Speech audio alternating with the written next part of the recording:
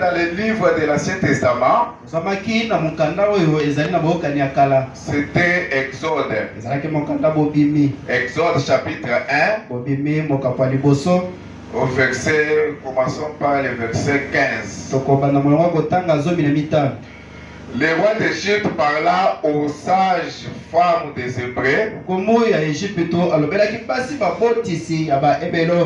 nommées l'une Shipra et l'autre Piwa.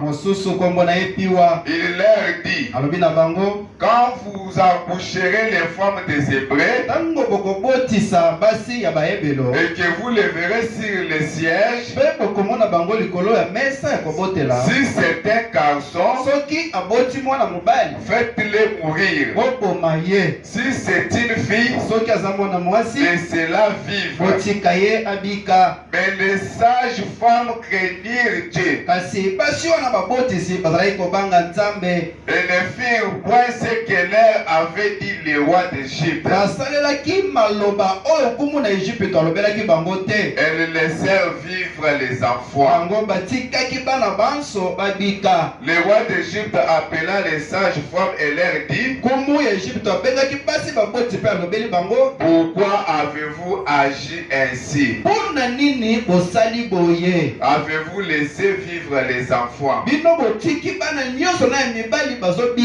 Amen. Amen. Veuillez vous asseoir. Je disais que je suis vraiment heureux ce matin d'être au milieu de vous. David disait toujours, mieux vaut un jour dans la présence de Dieu que 1000 ans ailleurs.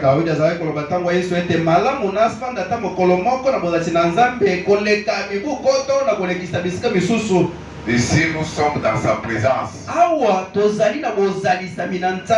Ici c'est là où nous communions avec notre Créateur. Alors c'est merveilleux de vous voir ici. Obéir à la parole. Parce que notre sujet c'est l'obéissance. Vaut bien que les sacrifices. Nous avons développé ça dans la semaine. Frère Branham dit obéissance totale à la parole. L'obéissance totale à la parole. Pas l'obéissance à moitié. Pas l'obéissance à 80%. Mais c'est une obéissance totale à la parole. Et si nous obéissons totalement à Dieu, nous avons vu que Frère Branham dit que Dieu va nous donner un signe. Comment Dieu pourrait vous donner un signe si vous n'abandonnez pas à sa parole? Si vous n'obéissez pas totalement à sa parole, alors nous allons parler de ce que nous avons vu le mardi, jeudi et puis aujourd'hui on va conclure.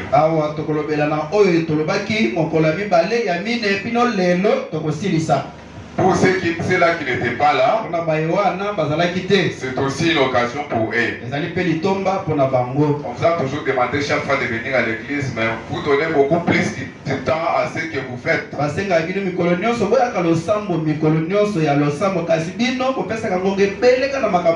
Depuis que j'ai commencé ici, je parle seulement aux gens de venir à l'église. Mais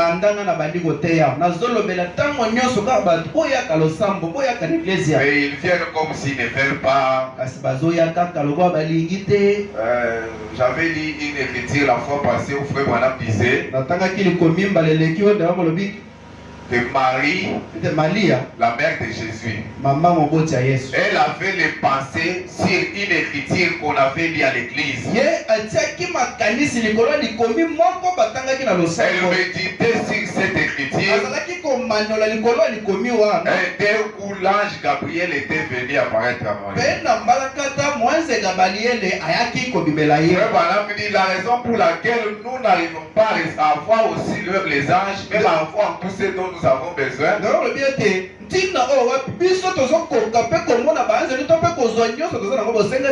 C'est parce que nos pensées sont toujours tournées aux autres choses. Tu peux être ici à l'église, mais tes pensées sont ailleurs. Comment tu peux avoir des bénédictions? Comment les anges peuvent t'apparaître? Comment tu peux avoir le Saint-Esprit? Tu es ici, mais tu penses justement à un rendez-vous que tu as après la réunion. Tu penses au loyer que tu dois payer ce mois. Obéissons à la parole. Je suis dans la prédication des patriarches Abraham. Frère Branham dit, il a été dit une fois, l'obéissance vaut mieux que le sacrifice. Obéir au Seigneur vaut mieux que n'importe quel sacrifice que vous pourriez faire. Obéir au Seigneur vaut mieux que n'importe quel sacrifice que vous pourriez faire. Frère Branham dit, le patriarche Abraham, c'est lui qu'on l'appelle père de la foi, parce que Dieu lui avait fait la promesse selon laquelle il lui donnerait la terre comme héritage à lui et à sa postérité. Et c'est par Abraham que nous qui sommes morts en Christ, nous sommes devenus la postérité d'Abraham. Et nous sommes héritiers avec lui selon la promesse. Frère Branham dit, Abraham était un homme comme les autres. Il n'était rien de spécial. D'après ce que l'histoire nous rapporte, il n'était pas un homme spécial. Il était seulement comme toi et moi. Mais Dieu a demandé une séparation totale. Il devait se séparer du reste du monde, de tous les gens de sa famille et de toute sa parenté. Il aurait quelque chose de spécial à faire. Et quand Dieu attend de vous quelque chose de spécial, et quand Dieu attend de vous quelque chose de spécial, il exige une séparation totale avec tout. Vous devez parvenir à une entière obéissance pour obéir à ce qu'il dit. Dieu exige, c'est le seul moyen qui nous donne toujours un exemple. Et c'est là l'exemple qu'il a donné d'une séparation totale. Vous devez vous séparer totalement avec les choses du monde. Dans la prédication des investissements, prêché le 26 janvier 1963. À son paragraphe 157.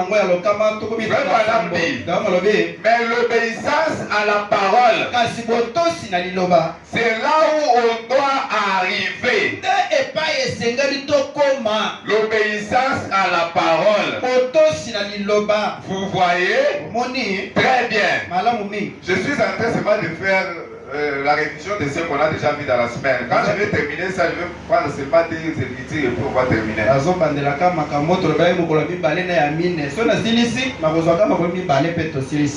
Je suis dans la prédication les signes.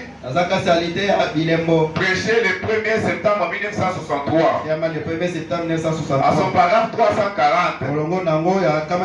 Frère Branham dit l'obéissance entière, complète, fait que vous et la parole, vous devenez un. Est-ce que vous comprenez? L'obéissance entière est complète. Fait que vous et la parole, vous devenez un.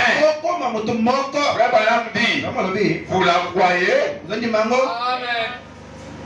Chaque mot, il est tout en vous. Et vous la regardez agir à travers vous. Vous ne vous conduisez pas n'importe comment. Ce n'est pas n'importe quelle façon dont un enfant de Dieu peut se comporter. N'imitez jamais ce que nous avons trouvé sur la terre. N'imitez jamais ce que vous voyez dans d'autres églises. S'il y a certaines églises qui ont autorisé que les femmes puissent entrer en bras cassés, mais ce n'est pas ce que Dieu nous dit ici. Ne vous amenez pas ici en bras cassés. Ne vous amenez pas ici avec un pantalon taille basse. Ne vous amenez pas ici avec des talons là qui fait bouger tout votre corps. Toutes choses que vous essayez de faire, regardez-vous premièrement dans quel fils de Dieu. Premièrement une fille de Dieu. Ce n'est pas que quand nous sommes à Kinshasa, il y a certaines choses qui sont sorties. Et tout le monde est dans ça. Et toi aussi, en tant que fils de Dieu, tu veux aussi entrer dans ce système-là.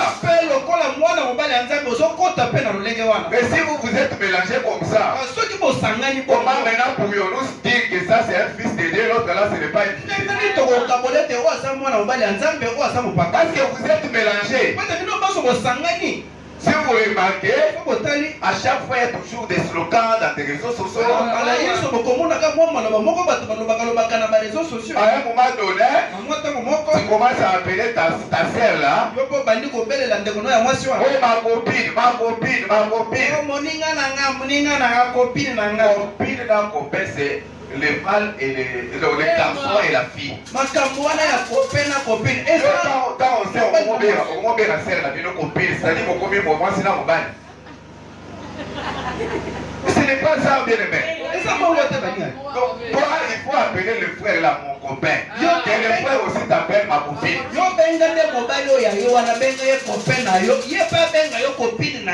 Ce n'est pas parce que c'est un slogan ces derniers temps, ma copine, on peut continuer à rythme, ma copine. Là, ma sœur a mis un message, ma copine. Ma copine. C'est que c'est eux, ça a tendance à encore m'appeler mon bail. On peut ça sert, voilà, moi, si là-haut. Mais ça, c'est ce que Frère Branham dit, vous devez vous séparer du monde. Puisque il fallait poser l'exemple pour la Mokili. Et font ça, nous ne le faisons pas. Quand vous quittez ça, vous dites sur ma chérie, ma chérie. C'est-à-dire, on ma copine comme ça, ma chérie. C'est-à-dire, quand il y a les slogans là, ma chérie, partout là, il y a un social, la vie, bien aimé, comme ma chérie. Ma chérie. Et ça c'est du monde. Ça, ce n'est pas la parole. Mais où est la différence avec le reste du monde? Aucune différence. C'est comme si on dit chez nous,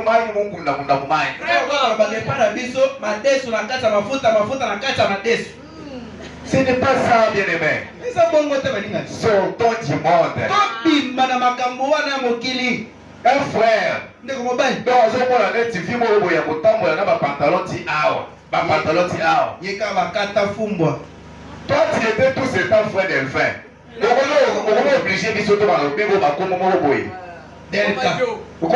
moi je suis du Cap, je suis du Cap, je suis la merveille. Yo tous ces temps, vous allez faire des faire.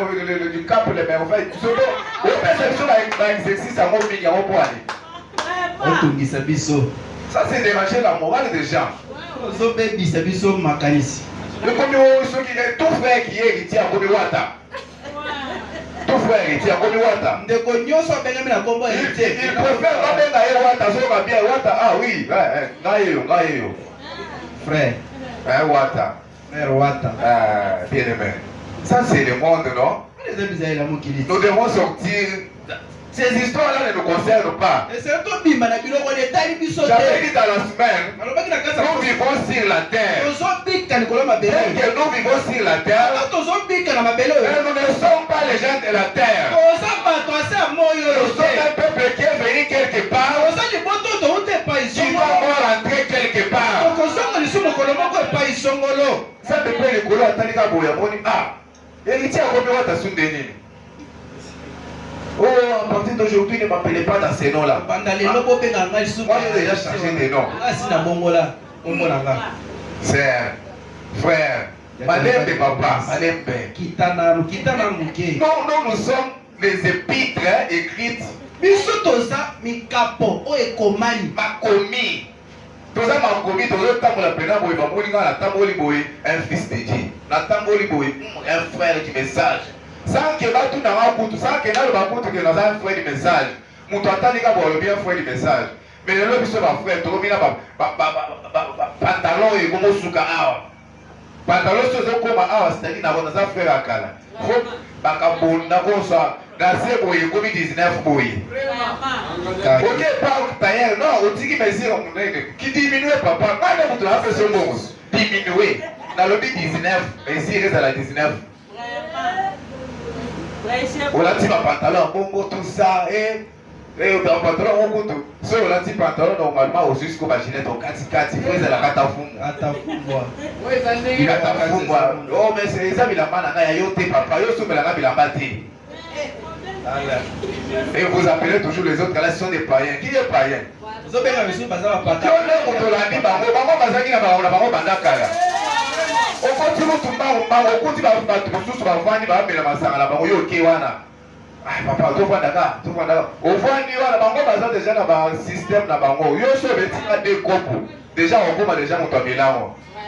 On va te prendre la vidéo, tout le monde va te voir dans tes réseaux sociaux. On va te dire, non,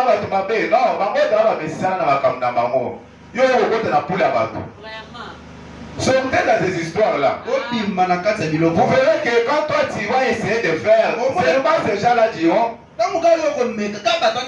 et là, dis-le à ton message. Surtout ma sœur. Ma sœur, vous avez ma vidéo, vous l'avez bien avant l'église, vous l'avez bien, vous avez bien téléphone. Au condition de TikTok, sur la Snapchat. Alors, si vous avez des photos, vous avez des photos, vous parlez qui? Vous salez, vous salez, vous combien? Vous salez, vous salez, vous salez, tous ces petits prends tout ça, tu mets dans les réseaux sociaux, dans ma statique, dans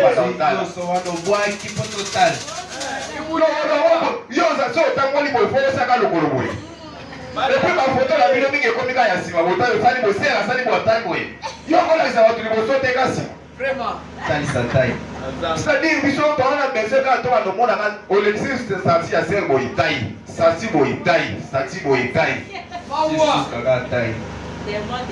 c'est quoi? C'est un esprit de séduction. Tous ces gens qui avaient commencé à voir la base, la bite, moi, passer la macamboana. Faut d'abord te poser la question, Moutou ala tanga kola coupé à mokuse boy cycliste na polo abimi na balabala alors pas ba moti na mola. Ce qu'on a dit à la mao, il faut te poser la question, cette sœur ici a porté cette habit, c'est Natina Nini. Natina Moni.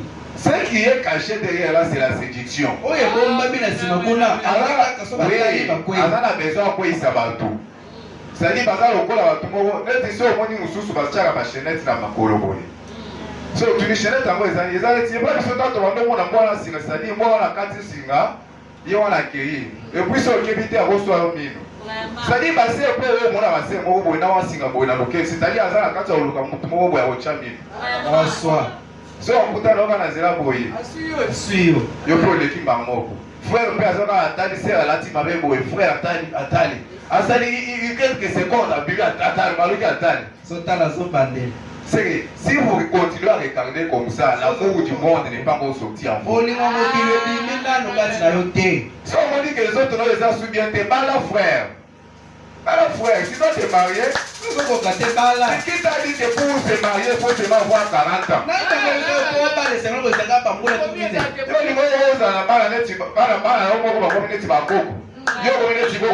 Tu présentes aux gens, mon premier fils est là. Oh, Batalio, mon premier fils des ans, il a déjà 62 ans.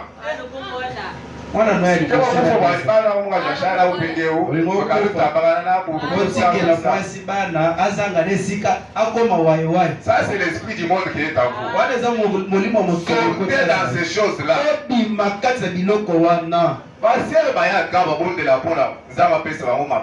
Jour à liboso c'est la bala, balika boy.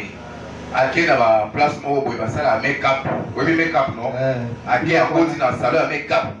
Sérieux depuis tout ce temps à makela yo ozaka na matini makiki o. Vraiment. Makiki non, ozaka na tout ce temps. Jour ya mariage longoli. Vraiment. Ça le lo ni opesa ma boy. Yo to le kana mkuse. So nza makela yo ozaka na makiki te. So oloka makiki mo boy. Kake basui kapa le wo lo makiki. Maintenant comme Dieu t'a donné ça, il faut enlever aussi crayon ça ni au bambi. Vraiment. Usali boy tout on te dit les amis ko na yo baba la kamba la moko, baba la kamba la moko. Okoti pe na moral wana. Okomi na elongi mo bota, o ser Sharon. Oye, ezaete. Otali boy, ti eza Sharon. Obimi meso, okomi na tinya o mo boy. Jour de mariage, okomi na tinya o bien aimé. Tout, parce que c'est maintenant le moment que le frère puisse enlever le voile de sa femme. Frère Abandi, parce que là, vous avez dit qu'il est toi. On commet poussu. Donc, on poste, comme il a volé le boy. Tu vas voir la colère à droite. On voit les gars, on va faire le dessin. Vraiment. Mais quand par c'est comme si ils ont trompé, non? Eh bon. C'est-à-dire vous trompez déjà, ce n'est pas en réalité votre visage. Mon visage, mon va pécio. Visage, ça le lati masque. Ce que bien on va fond de te, comment dit sur la ligne avant la mouki na tombe, comment on est document au boy. Si vous n'avez jamais remarqué ça. Moi si à bien moi sur la carte dans la personnae, tu au lieu de la 6h, tu au moins la 6h ou la la petite à 12h. Au moins 18h. Mais là moi si moi le qui na 17h parce que ma bima ming 14h 15h. Voilà va comment tu vas douche, tout ce temps va ta douche te na ba ton. Par contre ta douche ka ba 16h 17h après va comment kinde. Là tout là côté va kindara wapi. Ils partent comme ça, ils si vous avez 23h, na togo la muki boy. Alors à penser à taille longité, à bien qu'il y a le calibre par les balles. Autant les gars boy. Oh mon Dieu, nous boy. Bakabela on va bakabela na bakol moko awa. Et on bakabela on peut les baka. Bakol on les mieux se détacher. Au comme là on peut mati boy liboso. Mais quand on ça là, au contrôle la taille longité au le calibre. C'est ça même l'esprit du monde que Dieu ne veut pas. Alors séparez-vous de toutes ces choses-là.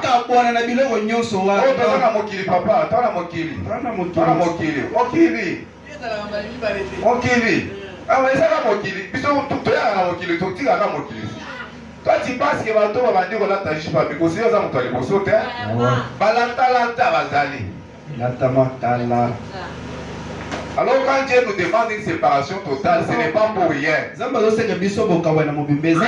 sait déjà les dangers qui est là. Tu peux penser que tu es en ordre, mais on a ordre à terre. On a te chaque jour. Et puis tu fais la honte de Dieu que tu sers. Les gens vraiment soni. Retournons ici à la parole biblique. Laissons ces histoires-là. Dieu vous demande une séparation totale. Ce n'est pas que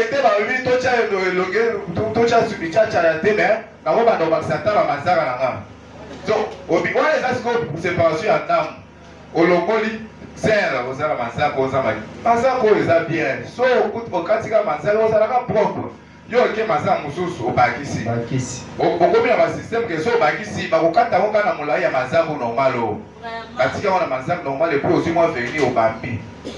Toi tu penses que c'est ce qui va attirer le frère, ce n'est pas ça. Ce qui va attirer le frère, c'est le caractère. Kobenga ndeko Grégoire wana eza bizaleli na yo manzala wana te. Koza na beauté wana bien beauté mais bizaleli mabe. C'est un frère, frère, c'est un bien serre qui tombe, mais un frère, dans kimia te. Et seulement un bon caractère, au moins qui est libéral en Koya. Zara bisaïl malamu, Grégoire Koya. Il n'a pas un frère, il y a chaque fois où il est passé, le comica, oh, tu es où, tu n'as pas les mégas, je t'envoie les mégas. Tu es où, je vais passer par où il est. Là, on est dans le bosso, le pas, on a vu. Yo, Basela, il y a un souverain qui Moussala est couffoua. Moussala, on s'est la goutte au goto. Atala magasin. Moussala na changu yo zole na. Yo wana na kumila kini pour que na magasin fallait que les grands limiter. Ah. Limiter à rapport ni les autres magasins na limiter. Yo za kwa na kumila kini. Au communiqué, je vais seulement besoin de te voir, je passe. Ah non, mon kaka, na oleka. On trouve moral à serre. Là ba méga na walo, on trouve moral à serre. Ouais. Si quand nous sera wana qui mais yo so za bien, so moni que o maboki ezali kende au finaliser makamune lo ensemble lobby. Ouais. C'est ne pas comment ça serre na toi blo mo boye. Au anniversaire là, je vais te payer cadeau, j'ai un cadeau pour toi. Je vais te payer une petite montre là. Connecte-toi d'abord, c'est après tu vas vous babi photo. Frère, vous t'as bien joué. Ah bien t'es. Ah bien ça c'est encore c'est frère moi la été mobile na kabaka. Oh, vous avez bien mobile parce que ça li banda. Ah bon bana nda uso mo na tambo wa mafuta. Vraiment. Ah bon la wote. Wala taje mo ya kula tsere ti uneti wa uzara mo mo kabaka te. Amen.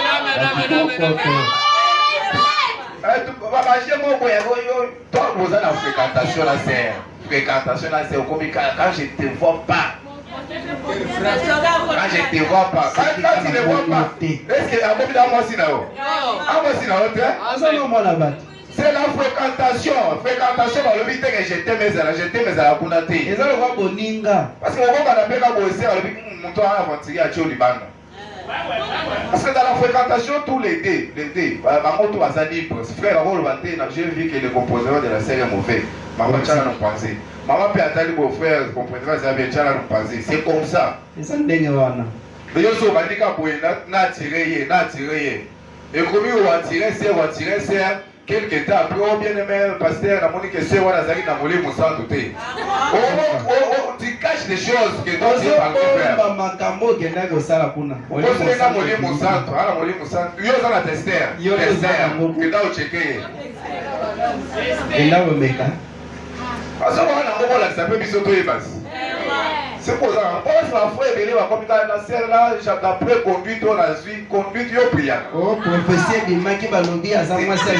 Pas le temps de prier, tout le temps tu es toujours Paris foot 20-21. Après Dieu m'a montré, ça va l'action dit na 20-21 on a monté belé. Joli ngobala na mbongo winner.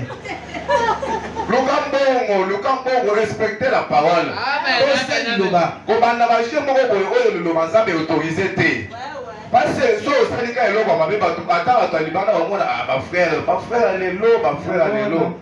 Ce n'est pas ça. C'est parole du monde. Ceux qui n'ont mokili, on a trouvé que ça va mariage moko boyo oyo ser nano akindana ba fani na mobali ti ba boti pe mwana ata après bana misatu ba mobali akene ni ko se présenter. Wa les aba agent ya mariage oyo to continue na mokili. C'est toi la Kinshasa. Movani nan. Batu baké commune bazana kanta bana.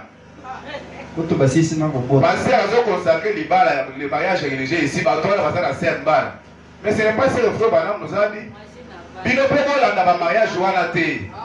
Notre façon de faire ces choses-là, c'est la parole. Suivons seulement ce que les prophètes nous ont dit de faire.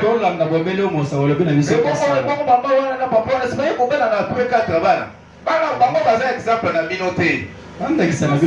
Ça c'est le monde qui donne le monde. Vous devez seulement vous attacher à la parole. Parce que vous et la parole, vous êtes devenus une seule chose.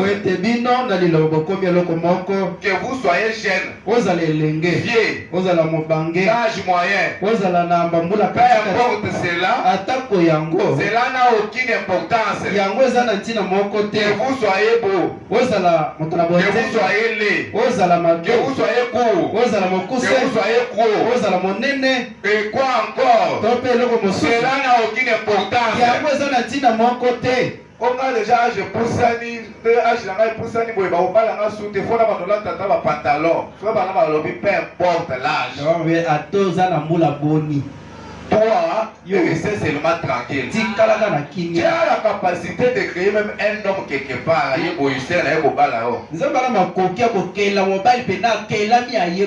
une sœur qu'on vient d'épouser là, à l'âge de 40 ans.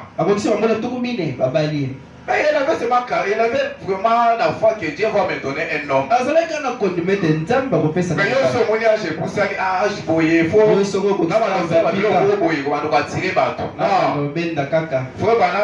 que vous soyez âgé, donc petit, beau, laid, toutes ces choses-là n'ont aucune importance. Vous ne passez pas votre temps à cela. Et à toutes ces autres choses. Vous êtes mort. Votre vie est cachée en Dieu. À travers Christ. Vous êtes scellés à l'intérieur par le Saint-Esprit. Vous marchez en Christ. Le seul objet que vous voyez, c'est Christ. C'est lui qui a dit que vous gardez seulement votre comportement là. Soyez séparés du monde. Comme c'est Christ qui a dit ça, alors ce qui a Jésus pour ça là, il a Christ. Parce que j'ai conservé toute ma jeunesse pour ça. Pour Christ. Christ est mort au Mikuma. Oh là là. Pas étonnant que nous ayons l'habitude de chanter ces petits cantiques. Remplis mon chemin d'amour. Chaque jour, comme je chemine avec la céleste colonne, laisse-moi toujours marcher, chantant et souriant, que je sois un frère, que je sois un exemple vivant de ce que Christ a dit. Un homme devrait être, que je sois un frère pour un frère, un frère pour une sœur, que je sois un ministre de l'évangile pour les ministres de l'évangile. Que je sois l'exemple des exemples. Que je montre à ce monde que cette parole est Christ. La seule façon pour moi de le faire, c'est d'entrer en lui. Parce que je ne peux pas le faire moi-même. Mais laissez la parole et vous devenir un. Alors c'est elle qui vit à travers vous. Vous êtes alors une épître ambulante de Jésus. Quand celui-ci exerce pleine autorité sur vous, pour faire que chaque parole, quand frère Madame dit ça, ça nous fait vraiment du bien. Au lieu de satisfaire le monde, bien vous satisfaire Nzambe. Amen. Amen. Amen. Amen. Frère Madame dit l'entière obéissance à toute la parole de Dieu nous donne droit au signe.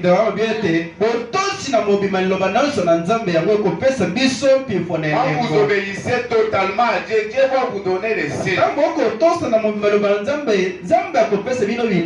Amen. Amen. Amen. Amen. C'est ce que Dieu veut de nous.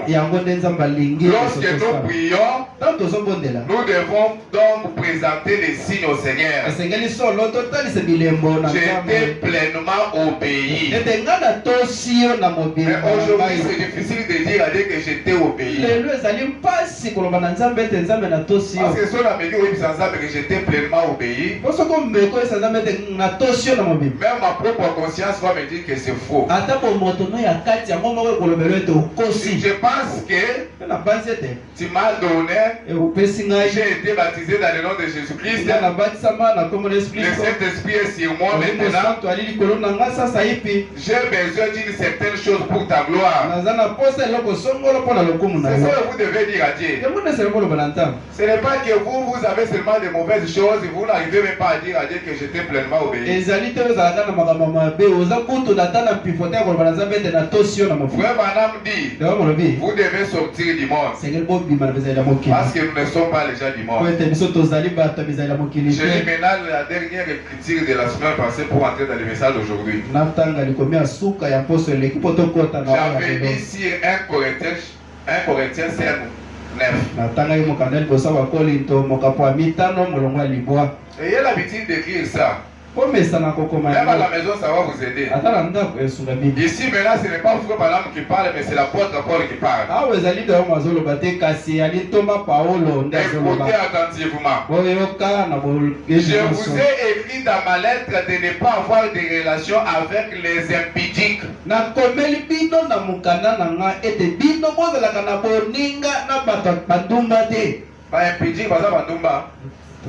Ok. Non pas d'une manière absolue avec les impudiques de ce monde. Ou avec les cupides et les ravisseurs, ou avec les idolâtres. Autrement, il vous faudrait sortir du monde. Bien aimé, sœur, pour toi, ça c'est la Bible qui vous demande que vous ne devez pas avoir de relations avec les impudiques. On a dit la fois passée que tu vois une sœur,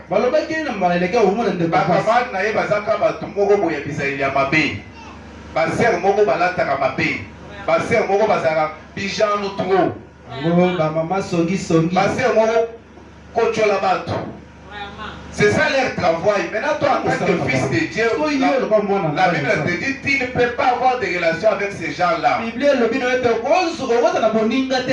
Un jour, Frère Branham, sa propre fille Becky, abandon qu'il ne voulait que la piano et pas ma voisin. Alors un jour, Frère Branham,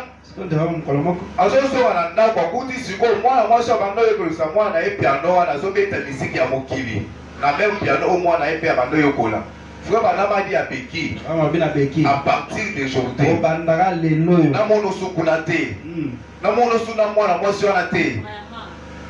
mais le prophète dit ça à sa propre fille. Mais toi tu dis que oh, toi ma sœur, tu vas gagner. Qui t'a dit que dans mon client, vous allez gagner tout le monde?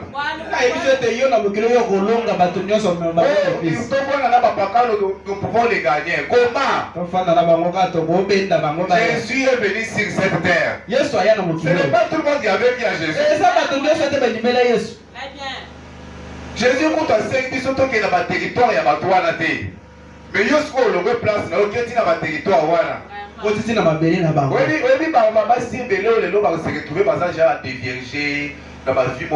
ce n'est pas par leur propre volonté.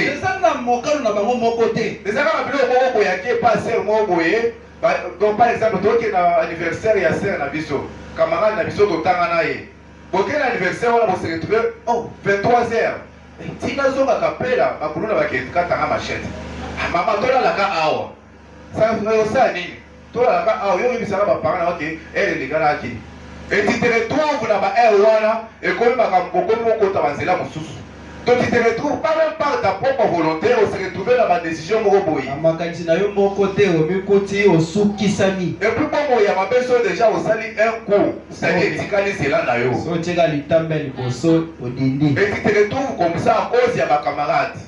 À cause ya batu mobo ibasibato wa service ya musala mikolo ya baninga batu toza na groupe na biso ba jeune ba ressortissant ya lycée vraiment biso ba eto bimana lycée toza na moi kina mona ba blo mobo neti ba mutualité moni maman mo watiki ndako wake wapi ake mutualité za wapi za na kapela mutualité za wapi za lelo toke wapi maya pembe lelo boke wapi kinkole mobana okuta ebate mais yo ke na mutualité wana boza basi ya bato oke mutualité oza bino basi te oza tina mibali surtout bakambiste basala mambongo bomemi basi ya bato wapi kikoli bovandi bomeli masanga bozwi bafoto bokangi tomoni yango na bareseau sociaux mwasi mosu azongi kuna ekomi balonge histoire fallait expliquer ovana ye makambo tout ça c'est quoi parce que okele baterritoire ya bato wana.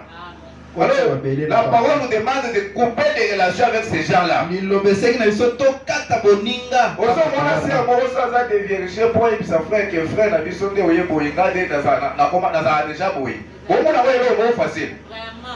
Parce qu'il fallait, parce qu'il faut m'a dit quand le mari qui va t'épouser là. Et ça coûte ton état aux Andes. Non, il y a d'abord. Commencez à lui dire, frère, tu vois comme tu es venu ici, j'ai été. Je suis au d'état, moi c'est facile. L'état solo, moi je suis ici Nazalaka, Nakenda, Namona. L'état, moi c'est facile total. Et frère, par exemple, frère Banama Lobi, le frère là, une fois que la sœur lui dit ça, soit Monique a se payé la montée, à ta relation à Kibia. Tiki. A te bien mettre la photo sur les solotés. Mais yo frère, celui qui sert à l'émission Makamnaye, comme il y a un charon parce que. Déjà, il y a un charon. Il fait le dé de la bino. Très bien. Son frère sert à l'émission Makamnaye, bomba, soit Monique c'est d'accord. Parce que ça, de Moussou, soit dit que non, comme ça, non, moi je t'aime, on peut seulement me pardonner, c'est tout. Mais yo aussi mégaphone, Ou bien aussi téléphone, comme ça, frère de fête, et côté là qui est vraiment. Tout il va voir. Tika frère, voilà tika, yo peux frère de fête, au cas t'as pas bateau. Au cas t'as pas bateau, comme il peut juge. Comme il fait nzozi, comme il t'aide. Attirer beaucoup d'attention dans ma bateau. Que basala que. Bateau, comment yo m'oublie bateau. Entrer avec beaucoup de prudence, surtout ma valima les hommes m'ont contacté. Kotazale kenge makasi. Sur la basani, yo avait pensé va attaquer quelques paroles et à vous fortifier ma. Mais oui, ça sert que c'est le camoufler moi la salle kata. Ouais, t'as lu hein? Ça c'est la parole. C'est le madame qui dit toutes ces choses ici. C'est la cause de la prudence. Attention, mon frère, mon le bilan, frère. Donc, on a quelque part, en tant que frère, frère, nous allons parler. Non. Donc, il y a frère. Donc, il y a non, c'est comme il a encore un viré bouilli. Comme il a encore un viré bouilli. Ça,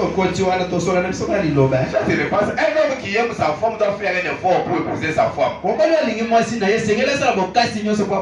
pas les choses qu'on dit déjà que c'est la ligne. Comment bêtiser parce que c'est parce que c'est la besoin de balles. Frère, ce n'est pas ça. Et puis tu fais ça avec une sœur de Zoé. Au tiki Zoé, ok, au salaire la prochaine. Ok, la Shekina. Ok, la paradoxe. Ok, yo, Tchekaka, va cet esprit à base. Ce n'est pas bien. Tu peux aussi être un impudique. Parce que quand on dit peut-être couper des relations avec des impudiques, on dit déjà que le frère va dans la bisaïo, on a tout katayo. Ok. Écoutez ce que la Bible a dit. Pas avoir des relations avec quelqu'un qui se nomme frère. Mais un impudique. Kasi tumba mulasu. Oh, comment tu vas la Christ qui est ensemble, mais au fini nos ans. Ce pays déjà que vous avez fait mon impudique, tu as quatre relations là. Mon talon bien, les Bible, les amis sautés. Oh, les Bible, les lobby. Impudique. Tumba. Ou cupide. Ou idolâtre. Écoutez maintenant ce qui suit. Lorsque vous obéissez pleinement. Écoutez ce que la Bible a dit. Couper des relations avec les impudiques. Pour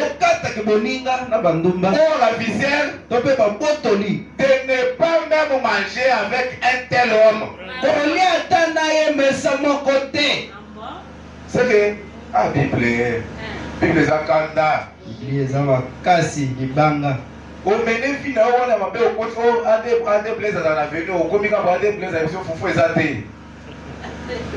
Il faut exalter. Exalter quoi? Yo, on est ici quand on est sûr qu'il n'y a pas des blessés au lit. À des blessés déjà, il y a un serge charon au lit à thé. Un pédic. C'est vrai. Au bible, on va faire, on va faire, on va faire, on va faire, au lit à thé. Au lit à thé, les cas. Donc, on est là où il va te dire, on a mis ça. Donc, yo, on met quelqu'un au pouce. Tu veux déjà que vous avez répété. Si on met quelqu'un au pouce, frère, Charlie Banda. Sont aussi si on est à l'organisation pessima. La semaine, on va décider de faire un peu ce que l'on a thé. Attends, transport, ils ont thé. Un pédic. Donc ici on dit vous ne pouvez pas même manger avec un tel homme. Peut-être que frère Banam frère Banam a exagéré. Parce que la Bible c'est autre chose, frère Banam c'est autre chose. Des fois, madame dit quand les 7e sont ouverts, la Bible est devenue un nouveau livre. C'est ce que frère Banam vous dit là. Donc c'est l'Ancien Testament, le Nouveau Testament, tout en frère Banam.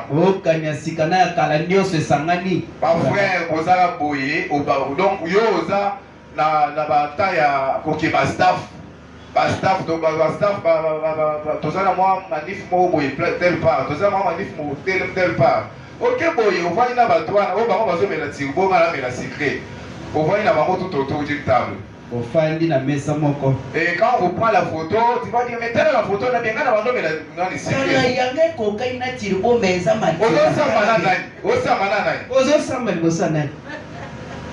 Quand on vous dit que la Bible refuse ça, vous allez dire que place si pas boya masara la Bible. Place si pas boya koy. C'est ça va vous aider masara va vexer. La c'est ma place pour ba boya masara la Bible. La c'est ma place pour ba boya ko bala basini ça tout mina la Bible. Yo le va vexer. Mais frère madame dit si vous n'êtes pas né dans l'esprit de Dieu, vous ne comprendrez jamais la Bible. Toi tu cherches de l'aide. Yo kunana makomi. C'est un témoin de Jéhovah.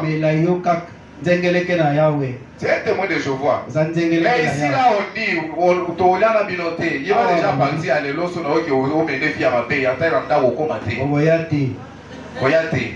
C'est vrai. Parce que tu vois que frère Azam thème avec non. Attends pour le transport aux oités. Aux oités, moi je vais faire mon sous. Tu sais que tu travailles à l'église, mais même quand tu mets à l'église, tu peux faire un mois. Mais je vais vous ça va passer un message à tel frère. Message à moi aussi pour passer frère. On est c'était consacré. L'église a raté.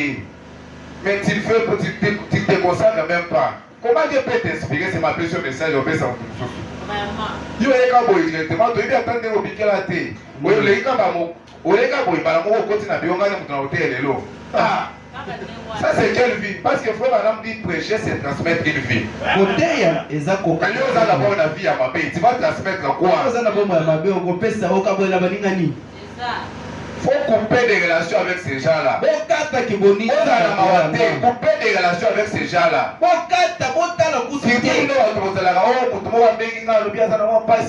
Quelque chose. Mon cher,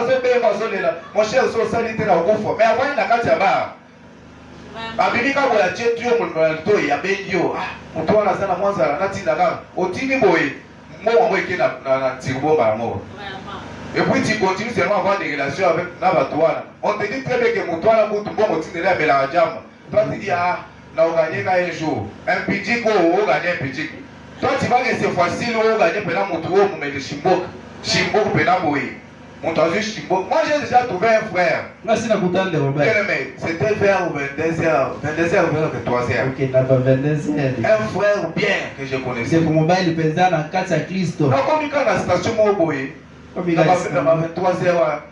Frère, moi, bien aimé que Dieu bénisse. Bien aimé que Dieu bénisse. Un jour, on va frère, on a déjà vision dans la musique. On a chibo.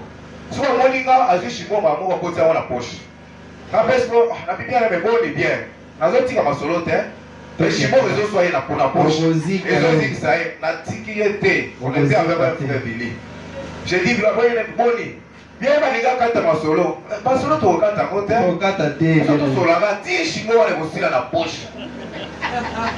Ogozi kayo. Donc, vous avez tout le monde, la qui moi image, cause la chrétienne, ça dans la église. Cause la chrétienne, ça partout. Sikanyoso. So mwenye zikio makasi bien abine na zo ya na komi na no kimba mo zo na moto kocho déjà ta so OK déjà aussi moi plaisir Deux autres. ce n'est pas bien. Alors ce sont des choses quand nous savons déjà que telle personne telle mène une mauvaise vie, ce n'est pas bien. Ce n'est pas différent na bato ya moki. OK, c'est na bato moki. Si Dieu vous demande de sortir dans ça, vous devez sortir. So kenza baseng na bino bimba na makambo. C'est ça ma solo ya pamba té frère. C'est ma solo té, c'est ça que la Bible aussi a préparé pour vous toute cette semaine. C'est ça que Dieu a préparé pour vous. Quand j'ai prêché ça le jeudi, il y avait un frère qui était venu ici. La commune un frère m'a fait un message. Mon bien-aimé, s'il vous plaît, l'idée à moi jeudi vous me bezaka pour nanga. Na bien à savoir. Dès l'idée, au savoir quand même tu vas changer. C'est-à-dire, vous avez la Bible au mot comme on a toujours dit, vous avez, comme c'est que le frère Madame vient de dire ici, vous avez ma commis ambulante. Maintenant, quand tout le monde a dit que c'est un sœur, il y a paradoxe. Par exemple, au là, au moins, la lettre de dossier là, on a dit que mon dossier est bébé. Et comme il a passé dans le bureau, on continue à casser. Parce que on a dit que l'on a été avancé dans le bureau. Frère, on a passé. Et le moment où tu vas passer, il y a une comité à Branham. Dès que l'on va là, il y a un passe à la bouille. Les loups vont commis, les bandes vont passer à Branham, ça va hypocrite. Voilà, ça va je sais pas, mais là, il y en a été. Mais pour ces gens-là, ils utilisent c'est la rage là pourquoi? C'est peut-être que l'on va là, ça va là. Bon, c'est la campagne qui vous donne ma case difficile à reconvaincre. Moutoua est beau, peu importe ma ramazan, mais il a trouvé que Yosa ma case. Ce n'est pas que frère va ici, frère, au moins il dossier auto, c'est la moto, il va à la fin du mois, on peut se retrouver dans 100 000. Il peut continuer à rythme. Parce que dans mon salaire, beaucoup moins. Mais ma douane, si vous avez un peu de auto, il va avoir un frère message. Ça c'est frère la honte. Peut-être que tout ça, vous avez un vrai frère. Il va checker la casquette, il y a un bateau, il va. Et comment il va engager un frère? Il était ma frère, ma frère était pas sani. So quand ils ont à cause quand il y a un frère, on ne peut pas biso mu yakamo a fixer ba yanyos. Ce sont des rebelles ou ba un message par rebelle. Ce n'est pas ça. Retournons à la correction des Écritures. Alors nous pouvons maintenant entrer dans notre livre d'aujourd'hui.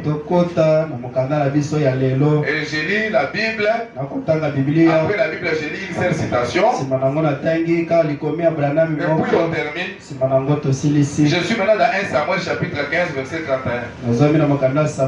Donc lisons seulement 1 Samuel chapitre 15. Commençons au premier verset. Samuel dit à Saoul, c'est moi que l'Éternel a envoyé pour toi être roi sur son peuple. Écoutez donc ce que dit l'Éternel. Ainsi parle l'Éternel des armées. Je me souviens de ce qu'Amalek fit à Israël lorsqu'il lui ferma le chemin à sa sortie d'Égypte. Vois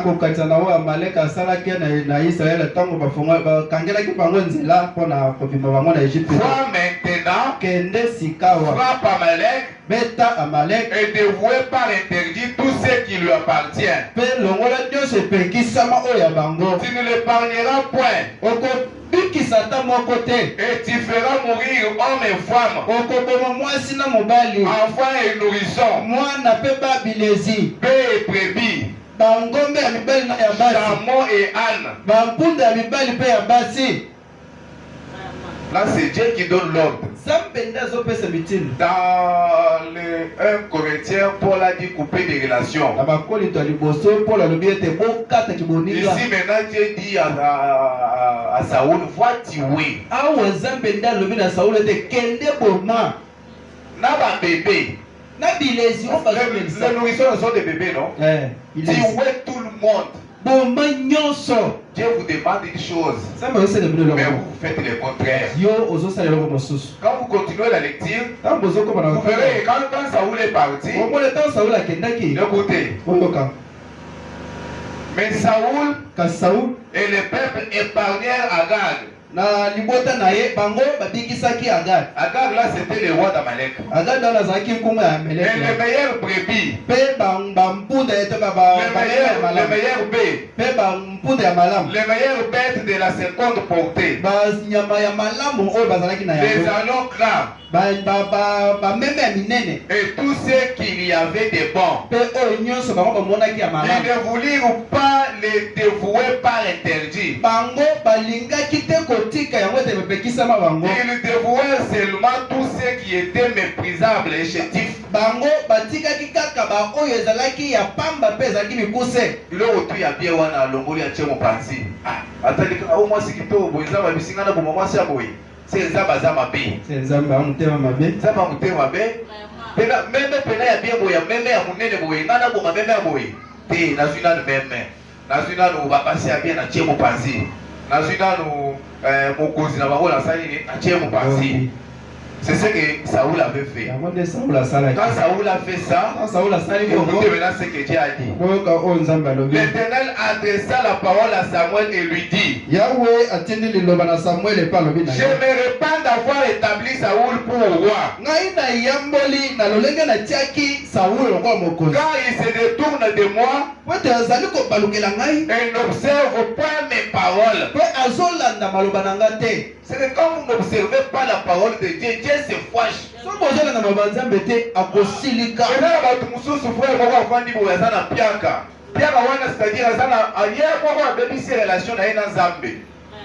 Dieu maintenant est contre ces frères-là. Maintenant toi tu viens, les frères là, dans la difficulté, là, il y a des frères. Là, il y a eu un mot au pays, quand tu appelles la sécheresse. Parce qu'avant même d'aider quelqu'un, posez-vous d'abord la question. Priez d'abord avant de faire cela. Mais quand vous ne consultez même pas Dieu, même quand vous continuez la lecture, vous verrez que le prophète Samuel a commencé aussi à pleurer. Dieu lui a dit: pourquoi tu dois pleurer? Ces messieurs-là, je l'ai déjà rejeté. Quand vous n'obéissez pas pleinement à la parole de Dieu, Dieu va vous rejeter. Mais c'est comme si on le kinzambe na mawa. On le kinzambe na mawa. Comme ce que je disais la fois passée, tout le monde a bomba na bête. La Bible appelle ces gens-là les épédiques. Toi tu dis tout le monde a bomba na bête. Tout le monde a bomba, tout bagagné, namu.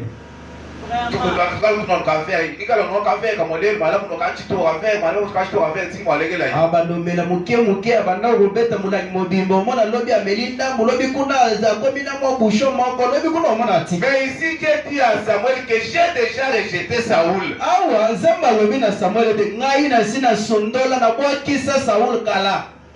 Je vais lire maintenant les prophètes, vous allez comprendre pourquoi Dieu avait rejeté Saoul. Mais vous savez ce que Saoul avait dit au prophète Samuel. J'avais gardé ça pour Dieu. J'avais épargné ça, j'avais gardé ça pour Dieu. Dieu a dit: est-ce que moi j'ai besoin de sacrifices? Moi j'avais demandé ça. Moi je t'ai dit d'aller tuer, tu aimes les bébés.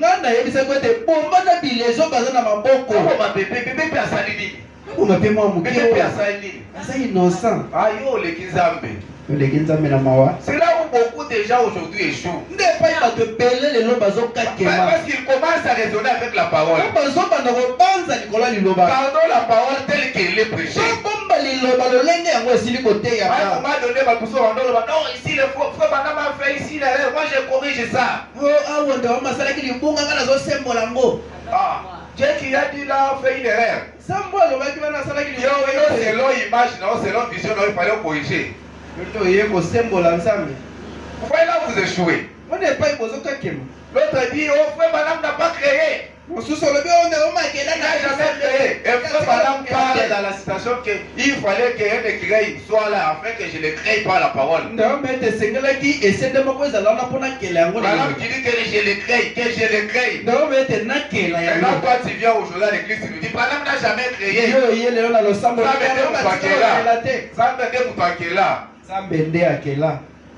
Frère Branham nous dit, quand Dieu est descendu, quand le septième soit ouvert, il y avait un silence. Une demi-heure. Dans le silence là, c'était Dieu qui était entré en Frère Branham. Tout Dieu, pendant tout Dieu était en Frère Branham. Frère Branham, ce qui donnait le pouvoir qu'avait Adam là. Tout était entré en Frère Branham. C'est pourquoi il pouvait regarder les petits poissons et dire les petits poissons ils te donnent la vie. C'est pourquoi il pouvait regarder quelqu'un comme ça lui demander dis-moi ce que tu veux. Il pouvait dire à Sératiwate je te donne. Maintenant toi aussi tu dis oh Frère Branham ne peut pas faire.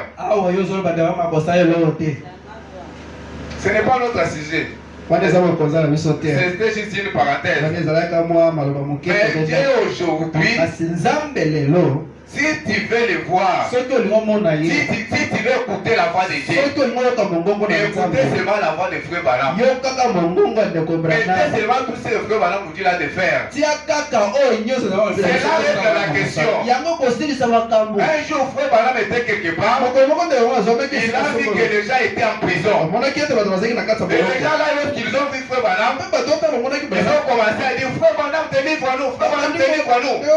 Frère Branham a regardé la prison là, il y avait des barres de fer. Frère Branham dit, il regarde le biceps, il dit, il ne pouvait pas faire. Mais les gens là continuaient seulement à dire Frère Branham, délivre-nous, Frère Branham, délivre-nous. Quand Frère Branham ne voulait pas, directement la nuée est descendue. Jésus était là. Il a dit à Frère Branham, délivre ces gens. C'est-à-dire tout dans les derniers jours. L'autorité a été donnée à Frère Branham. Frère Branham, quand il a crié, il a dit l'enfer. Lâche les enfants de Dieu. Ça, c'était le pouvoir que lui a déjà reçu. Même un prédicateur ne peut pas lever ça dans William Branham. Parce que Frère Branham, Dieu lui a dit prête-moi ton corps. Frère Branham dit je te le prête. Est-ce que nous autres, on va ça qui a eu? Nous autres, on les a qui a eu? Le corps de Frère Branham, c'est le corps que Dieu lui-même a pas gardé. Pour nous visiter aujourd'hui, il n'avait pas besoin de mon corps.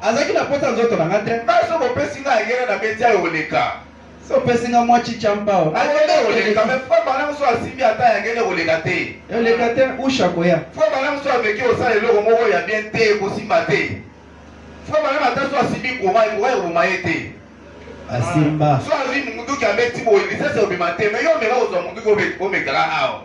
Mbala moko. Yoko to simbi.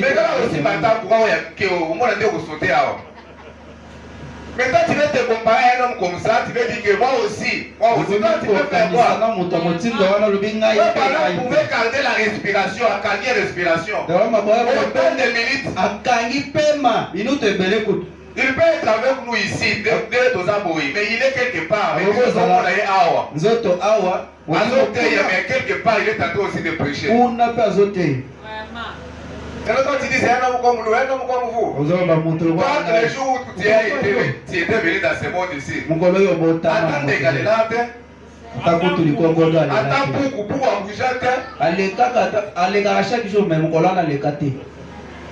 Ce que tu veux te comparer, quand tu peut-être dans l'hôpital, il y a ma cité. Frère Branham, le jour de sa naissance, quelques minutes après la colonne de feu est venue. Mais Frère Branham dit que cette colonne de feu, c'est la même qui conduisait les enfants d'Israël. Frère Branham dit après la résurrection de Jésus, quand il est rentré au ciel, Jésus est devenu dans sa forme qu'il avait. C'est cette lumière ici qu'il avait. Il était dans cette forme ici. Et cette forme-là, c'est ce que Paul avait rencontré. Paul a parlé avec la lumière. Il dit Seigneur, la lumière a dit que c'est moi, le Seigneur Jésus-Christ, que tu persécutes. Mais frère Branham nous dit que la lumière du Seigneur suit le Seigneur. Et c'est le Seigneur. Donc la lumière du Seigneur suit le Seigneur. Mais yo, on va dire, frère Branham dit que je suis né hors saison. La vitesse, on va comprendre hors saison.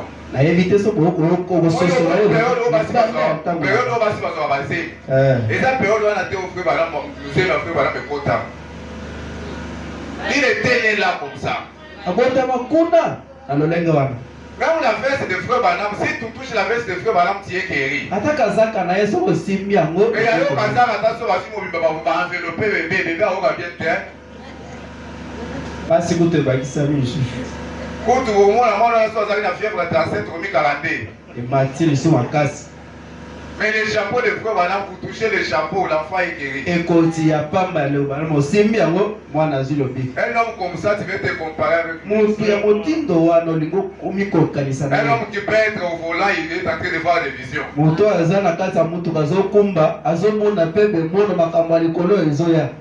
C'est l'amour de Dieu pour cet âge de la Odyssée. Même les gens là qui étaient du temps de Jésus. Quand Dieu était dans la chair de Jésus, c'est la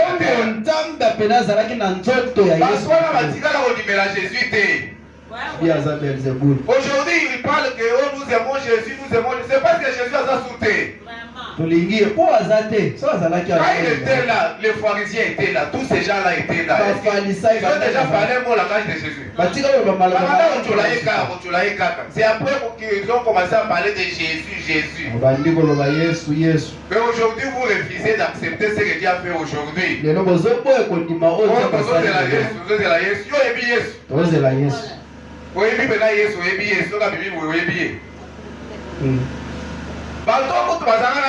Jésus a pena le vendredi. Le dimanche, Jésus le jardinier. Marie, jardinier. Trois jours après,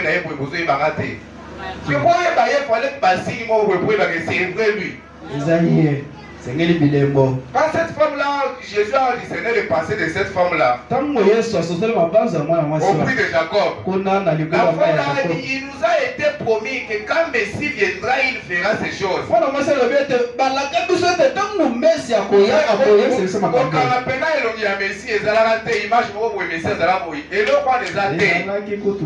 Mais vous allez voir les signes qui vont vous dire que c'est lui. Mais aujourd'hui, frère Branham nous a tourné les dos. Il a discerné les pensées du cœur des gens.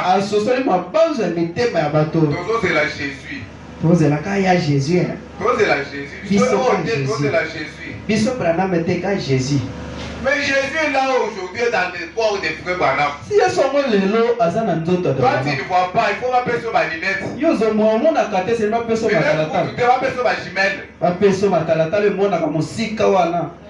nous dit c'est la présence de Dieu non reconnue.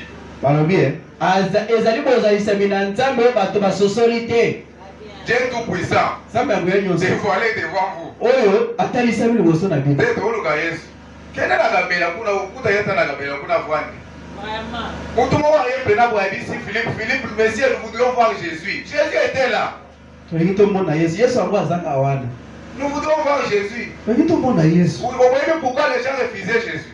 Parce que la représentation de Jésus, selon leur conscience. Si le Fils de Dieu devait venir sur la terre. Peut-être l'eau les autres au moment, pas échelle moko boyekiti, allez mutumoko komo kitawana. Awana nous allons croire, accepter que c'est lui le Fils de Dieu. Et quand Jésus disait que je suis le Fils de Dieu, il fallait pas lapider. Parce qu'il y a Botami na venu Kanza, avant ça la mabaya quelque part. Pilate avant d'appeler Jésus pour Pilate. Avant na Jésus pour Pilate avant na Zambe mazoé bazabete. Atunae et dit c'est roi là. Jésus. C'est bon là, il y a enveloppe. Vous devez baisser le voile. C'est vraiment quand tu as le bilan les autres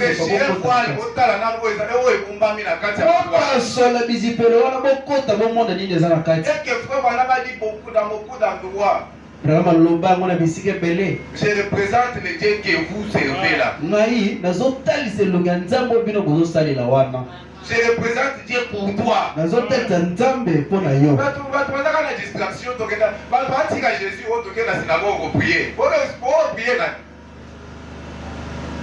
Vous avez l'église, donc priez. Même toi, dans la chair humaine, Jésus est en train de marcher en Galilée.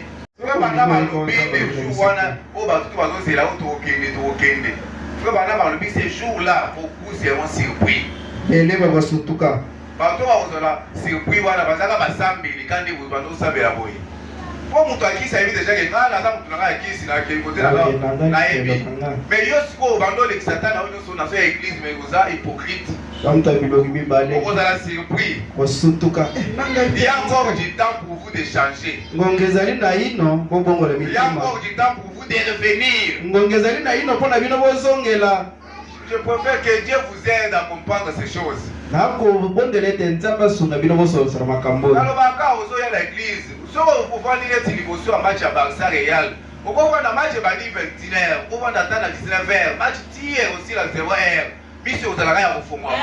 Oni bata moke. Oni bate mais quand tu viens ici au koti kama kolo koti ka l'église 2 minutes au lali. Bala moko pongi. Na kati l'église osala pena ba rêve. Rêve o que fait paix. Koto bazote yekuna azosala. Tu n'es pas connecté. Amen. Ozawata. Beaucoup de choses aujourd'hui parce que les gens ne sont pas connectés. Akamwebele lelo za kote bato ba yena molimo makambo zosala mawate ya zali banda. Awa tosala makambo susu. So aussi bi téléphone ka téléphone, so aussi bi ka téléphone. Au bout tu as pour téléphone depuis 18h, soka TikTok, oseki. Ba to ko se akuta ba parking, muto aseka yemoko. Zo seka lwa liboma. Nga muto atemi na parking ko zo seka. So on remarque ba to batali ya sale timo ko moi carrière. Mais so mo ne lo muso ba seki sous frère. Na parking, au bout ça ko na parking. Tu regardes ces histoires là de 18h jusqu'à 0h. Téléphone petit et si charge. Ekangami kuna okanga mayo. Ba penser ka na ba ko biloko wana téléphone a etika la charge. Penser wakata mate ya te, akata ko. Wana kabina ngo. Wana etika na kabine. Kabina ngo okanga na ko ka ofana sa téléphone. Téléphone ko tana na TikTok na ta na. Bilo ni ba poster kuna. Ubandi oseka. Obia ondike pasteur wala sali boy. Ah, pasteur wala sali boy. C'est wala sali boy. Oyebela mo wapi na TikTok. Ma mwebele kuna za lokuta, batu supo bazo abafi ba komozo makambo abantu. Akozo akalika kwa mutu boye. Akosi bino. Aje kuna oyo totalika titre ba komi ba funa kota na yeba. Oyo kili solongo na yeba de tina suka ta soza 5 heures de temps. Mais il était à la chose ça la 1 heure, on a ma pouki wana te. Na voilà la kiti 1 heure là on va passer à sauter. Ah papa. On a tenga le commentaire on c'est la 15 minutes 6 minutes au bimi peut OK. Mais 15 minutes on peut église au RD. So il était ça la 15 minutes.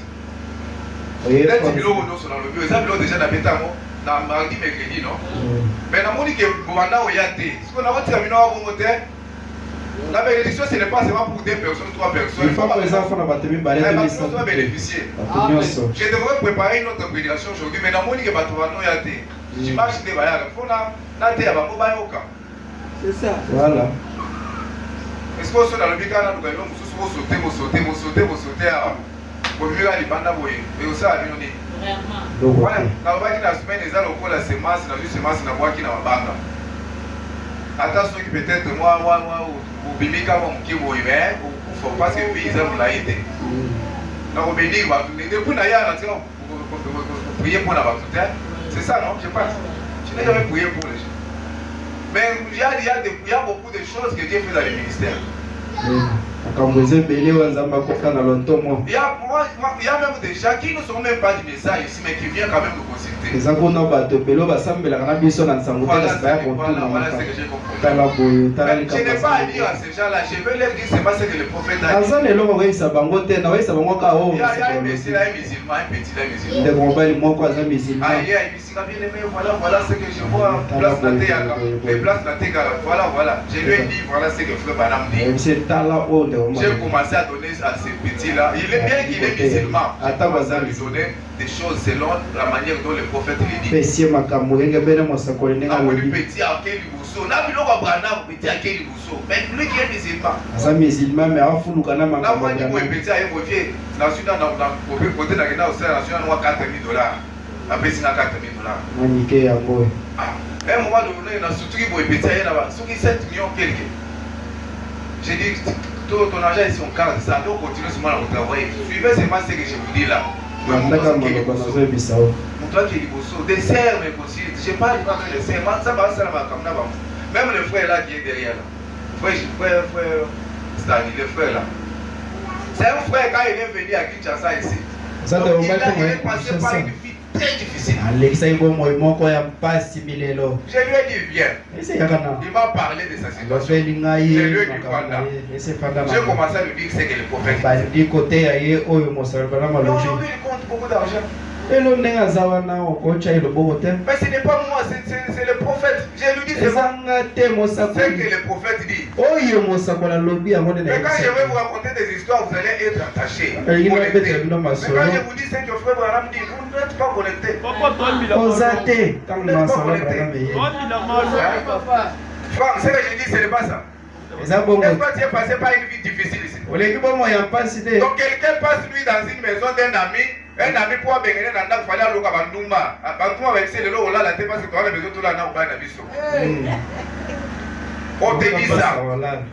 Mais je lui dis viens, Dieu va te bénir. Dieu va te donner beaucoup d'argent. Aujourd'hui il travaille. Il a stabilisé sa vie. Bah tu vas église nous sommes pas pas moi. Mais nous comment on ça la sur place chaque fois. Chaque fois qu'on évolue avec ces messages. Je ne peux pas, je ne crois pas à ça. Les gens viennent. Quand tu as un message, tu lui dis Frère Banam a le fait ça. Frère Banam a prêché sur tous les plans. Frère Banam a prêché même les investissements. Frère Banam a prêché tout, mais si tu es seulement connecté, j'étais à Kinshasa ici,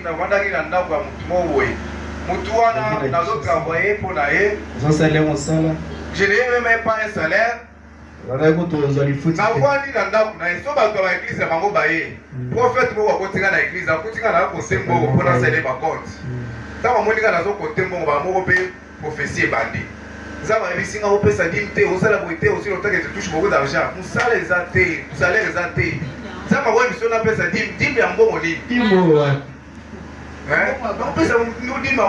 Parce que mon volontaire au compte le prophète a vendu au sapon. Il y a une prophétie, ça va se monter dans sa forme à boire, au PC prophétie. Voilà, tu n'as souffrir. Même au bio, il fallait payer ça. Dis-moi, Moussala ni frère. Quand j'ai refusé ces choses-là, on a bêti Gara et Komika à Sobaï, on a voilà, nous sommes mal à l'aise parce que vous voyez, on a des fois, là, la boy, surtout, il a pour lui, ma mis sous Tiboy.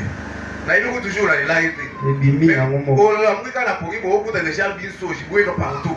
Jusqu'à un moment où j'ai dit à Didier, donne-moi une maison. Là, je l'ai en salaté. Ce qu'on a besoin de faire, c'est un courage, la mouka na kebouille, na kena salon, na série, na salon, na mandata au Katasuki. Nako kata suki na salon, na kuti pe na salon ka ba ya déjà ba message déjà na ba client na bango. O c'est do mutu moko passe. Au cas où tu es 1500 euros, vous avez combien 600. Pour le salon, tu restes. Si vous calculez 600 pour ça, 10 000 francs. Il faut que tu aies combien de têtes? Combien de têtes pour ça 10 000 francs? Parce qu'on est pour ça, tu vas nous faire combien de kilos? Au sale. Ah! Parce qu'on a ça, il faut que tu aies 20 $, na check quoi là. Na comment tu travailles ce qu'on a moko? Si on est dans le qui boy. Nous t'en sommes crédit à 3 000, na kimi mba, on a 3 000 à la PC, nous t'en sommes bâti la crédit. Car bon. Ça dit courage, voilà, Zambé, vous avez repéré ça, mon tubilo, ma moté, la sopélie, au doigt. Non. On a été. L'angara, c'est là où on a sopé ça. Pourquoi moi, la bénédiction, là, on a un bon révélé la vie, mais Dieu commence avec toi par un petit bateau, yo, bandana bateau. Mais yo, c'est ces abetés, on dit, mais là, ça va minene. Mike, on a été. Mais frère, pendant que sa vie a manqué un pantalon au lâtre, lui qui était prophète. Sangata pantalon. Asali na chasse. Asali na entreprise mususu. Mais les l'offre baname article mon rebelle. Ce qu'on pose en bon wana, il a commencé par les petites choses. Appelle ensemble, il faut discerner. Il faut discerner. Attention qu'il est là au bandit na moi activité ga ya ata makala bandana. Maintenant aujourd'hui bateau pour tout bando travail na kuta pe na Kinshasa, na kuta pe na bateau. Bateau na ilo ba mo be na o boss. Boss, mon père, dans ce coup, tu vas bien là. Ah, kisi. Il y a Simba. Kisi, c'est-à-dire, il y a un salon, un salon, un cabine. Dès le jour, tu vas bien kisi. Tu vas que tu vas voir la libanga. Quand un mango est à la mini, c'est que ça va être. Alors il faut avoir du courage, il faut réunir le courage. Il faut quand vous venez à l'église, vous allez la connecter, vous allez la noter. Kangama la nama kambotika pongi. Pongi wana ezale tizame mtu ape so pongi te. Zama jamais akopesa mtu pongi na église. C'est toujours le diable qui vient comme ça à déconnecter na makambo. Kaza pembakanda zola liso wana poyo kelo. Olingo sa likamuselo modèle zama lobi esprit muso émission a papa tika sala boui. Tika bongo wana zama la mute sala boui. C'est le diable qui vous parle. Zako londa zolo bela biso. Ce n'est pas Dieu. Ali nzambete. Si vous aimez Dieu, attachez-vous seulement à ce qu'il a dit. So ibolingi nzambe bo kanga masena oyo alobela. Si tu as besoin que liboso yo tambolaka na principe exemple. Si tu as besoin de mariage, c'est tambolaka na principe exemple. Sokoza na poso bala landa nzela mwasi malamu. So za mwasi malamu ata mukolo mobali na obala wa mona que vraiment après la vie éternelle. Mais ali mwasi na ngao. Mais ça va si mususu mobali alobi ah na bala kutu pona nini. Si au moins dit après la vie éternelle ça sur mwasi te. Comme c'est l'homme mususu c'est. Vous allez attacher. Donc, on est en train de penser comment arranger l'endroit ici autour de ça. Mais la table va ser, bon, la terre endroit est bien té. Ah c'est. Comment on dit? Puis on met ta cara. Bon c'est pour la cara ni mais quand nous sommes tous aboués. Un frère, il passe ça. Bien aimé. Bon c'est pour la cara ni tous aboués. Aboué. Tout quand il s'appelle pour honorer ça mais voilà. Zambo wazo pesa biso santé. Ata santé otoza na mbo c'est la bénédiction. Bénédiction ça ka mbongo te. To kanisa pe kochala Nzambe wana na ba position moko ya bien frère Isaac. Boyeka boyende tout le monde appelle ba église mususu. Ah église wana bien na koka appelle moi photo. Est-ce que tu peux avoir le courage à ta photo place aux la sœur? La vérité. Tout le monde vérité. Mais on dit que l'église on est tous aboyés. Hein? Ah, les biso déjà to bandi. Ah c'est so vous évitez biso dans to bandi. Toza déjà na moi le solo mo na ba frère awa. Pour moi la question no to banda déjà obongisa. Liboso na biso biso to obongisa. To komeka pe obongisa ba photo yo, ba misala mususu. Donc ba frère bazo sala bien que naza prédicateur na yo côté ya. Mais makambo construction ya makambo Nzambe, il faut profiter ba papa mboli. Voilà. Surtout quand on construit, il faut profiter. Attention qu'il y a mon voilà. Tchakak. Oui, puis si bah moi vous avez un rendez-vous déjà, programme vous avez déjà il y a $1 na mon loyer. C'est ça non? Voilà c'est à part. Mais l'homme sous pas frère basali, ceux qui sont moi aussi sentir maintenant que Nzambe peut na cause peu bénédiction ensemble na ba frère bazo sala. Contactez frère Delphin. Contactez parce que déjà tout ça le programme pour moi la semaine pour semaine au tout banda. Évolution vous allez bonsoir. Par exemple, si vous avez besoin de quelques ciments, vous avez besoin de ciment, c'est un ciment pour $10, non? Ça va rebeller. Si on participe à attendre que aux alentours, savoir Dieu va te bénir. Dieu va te bénir, je te rassure. Les bossos fallait tout pour ça quand même. Place passer à la mission, va se voir. Tout pour ça quand même. Mais ça, c'est que c'est là où c'est l'eau. Azoka, c'est ce qu'on a besoin de dire dans ces saletés. Ça. N'a pas infection, mais ça n'a que ça. Vous voyez que ça est tout, il n'a pas infection. Faut te protéger, passer à la mission. Tout protéger, pas notre dans l'église. Tu dois adorer ça, mais tu dois adorer chaque fois à la mission pour m'amener. Tu dois adorer dans ma condition, ma bête. Quand même, il fallait t'honorer. L'église. Si vous êtes concerné, mais vous êtes banni déjà. Déjà. Mais si vous êtes concerné, que je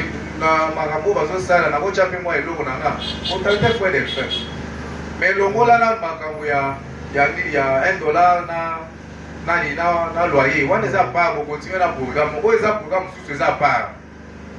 Ah bien aimé. Nous avons pas pour la bino. Amen. Nous avons pas pour la mission na bino. Amen. Après c'est bino bon. Amen.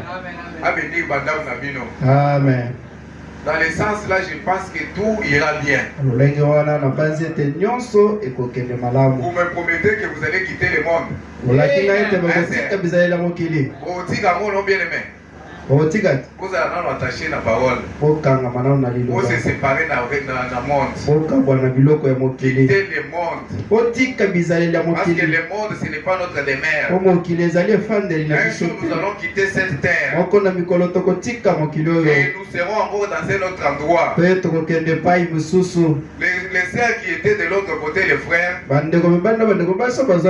dit à frère Branham, notre précieux frère, nous reposons ici sur ce que tu nous as prêché. Un jour,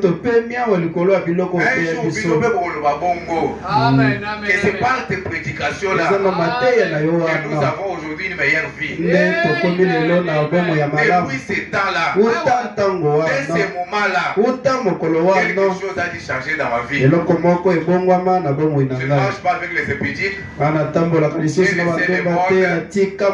je me suis attaché qu'à mon Dieu. Amen. Amen. Amen. Amen. Que Dieu vous bénisse. Zambe apambola bino. On peut nous donner un cantique, nous allons